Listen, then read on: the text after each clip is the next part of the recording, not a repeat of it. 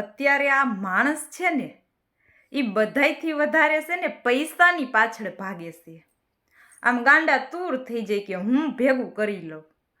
કોઈના હકનું નીકળતું હોય ને તોય ન આપે, કે એને ખબર નથી તો આપણે શું કામ દેવું જોઈએ. એ માંગતા નથી તો આપણે સામેથી શું કામ એને દેવું જોઈએ. આપણે ભેગું ન કરી પૈસા, આપણી પાસે હશે તો કાયમ આવશે, પણ કેટલાક દી.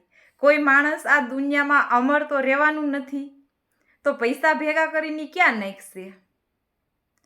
એટલે આ માણસ છે ને એ કંઈ વિચારતો નથી કે આપણે આ દુનિયામાં અમર નથી રહેવાના, તો આપણે એટલું બધું ભેગું ન કરાય. જેના હકનું નીકળતું હોય, જેના ભાગનું નીકળતું હોય ને એને આપી દેવાય. પણ આ હમણાં ગણેશ ચોથ આવે છે એટલે આ જે બધા ગણેશ ઉત્સવ કરતા હોય, એટલે એ ગણપતિ દાદા હોય ને એ ઘણા 7 દિવસ 5 દિવસ કે 10 દિવસ જેટલા દિવસ રાખે એટલા દિવસ. અને પછી ગણપતિ દાદા છે ને એ બધાને ખૂબ સરસ સમજાવે કે કોઈ પણ વસ્તુ કે માણસ જેનું સર્જન છે ને એનું વિસર્જન પણ નિશ્ચિત છે.